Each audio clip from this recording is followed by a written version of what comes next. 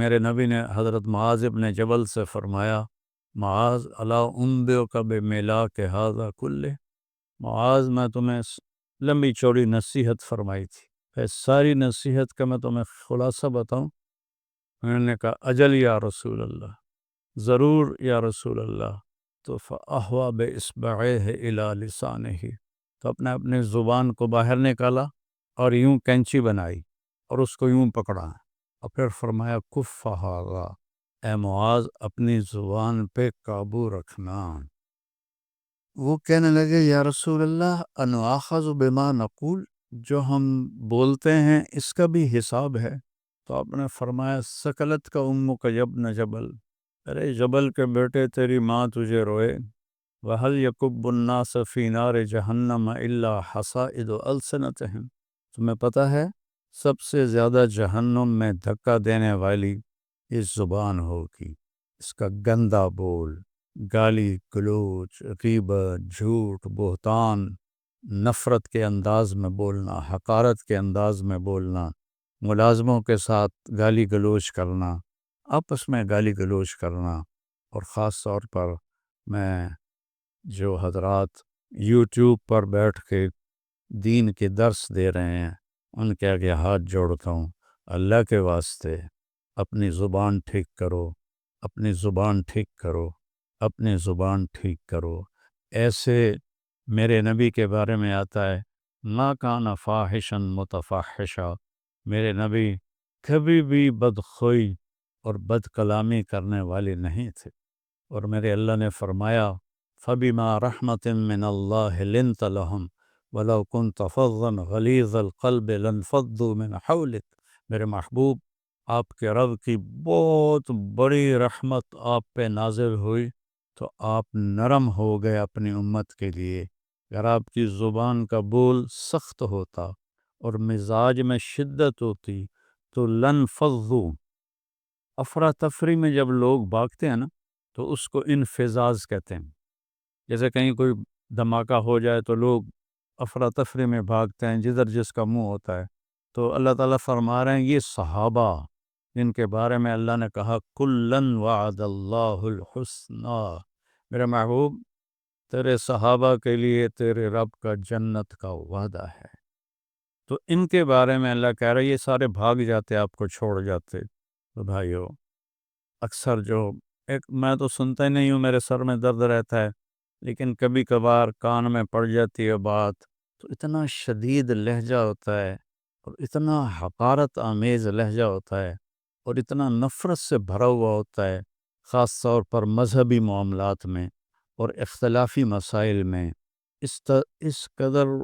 وہ آتش فشاں پہاڑ بن جاتے ہیں کہ ان کے منہ سے آگ نکلتی ہے۔ میرے نبی کی زندگی سیکھو کہ آپ نے کس طرح نرم رویے سے عرب کے سارے بت پرستوں کو ران کیا۔ تو میں سارے بھائی بہنوں سے کہتا ہوں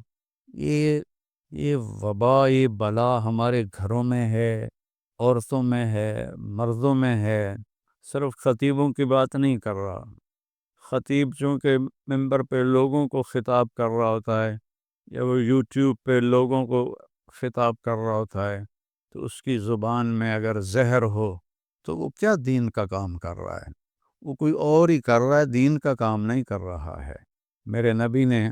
میرے اللہ نے فرعون کے پاس موسیٰ علیہ السلام کو بھیجا۔ فرعون سے بڑا مجرم شاید ہی کوئی ہو جس نے کہا انا ربکم الاعلی، تو اللہ نے دونوں بھائیوں سے فرمایا فقولا لہ قولا لینا، کہ موسیٰ ہارون فرعون کے ساتھ نرم لہجے میں بات کرنا۔ آپ اپنے اختلاف کو ظاہر کریں، لیکن اوروں کے یہ نفرت کا بول اور حقارت کا بول یہ اللہ کے ہاں بالکل پسندیدہ نہیں، اور اس بول میں، اس لہجے میں بات کرنا یہ کوئی دین کی بات نہیں ہے،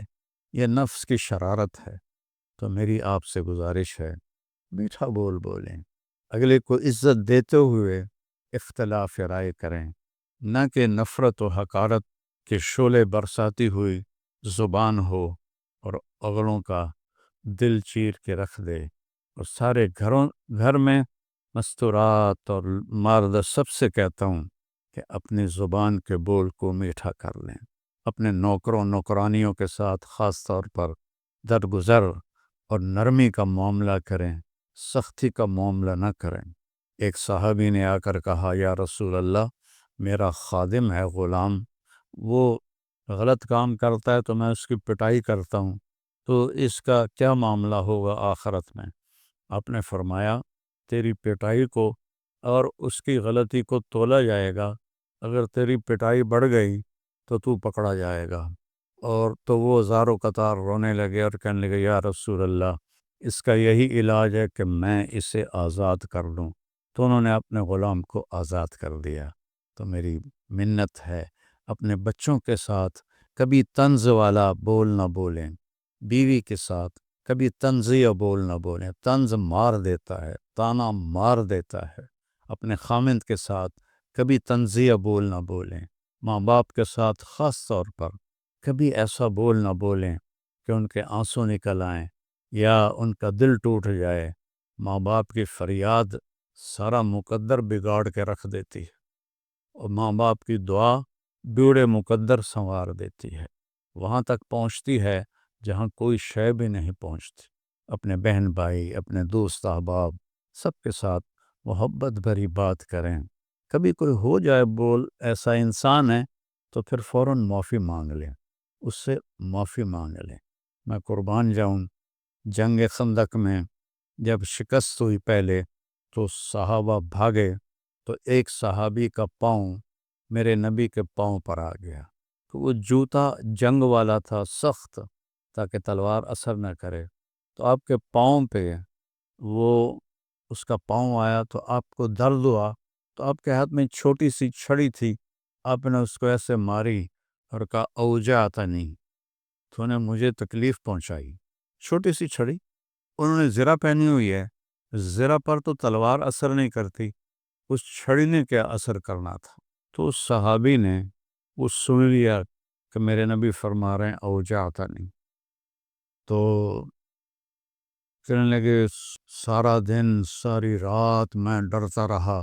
کہ اب جبریل آئیں گے میری ہلاکت کا پیغام لے کر، اب جبریل آئیں گے میری سزا کا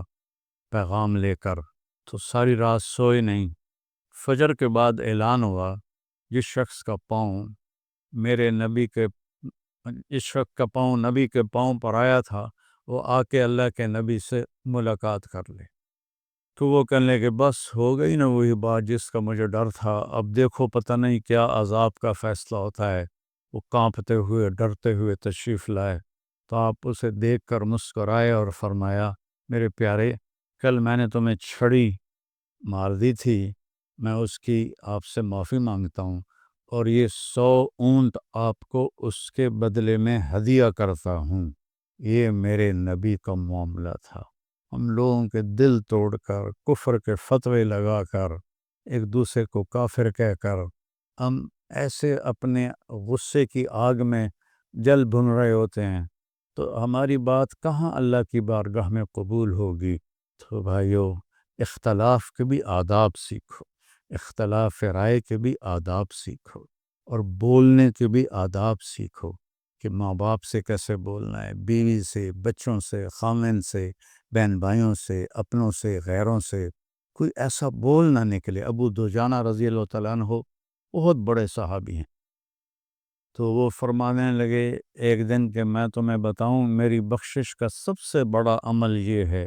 کہ میری زبان سے کسی کو دکھ نہیں پہنچا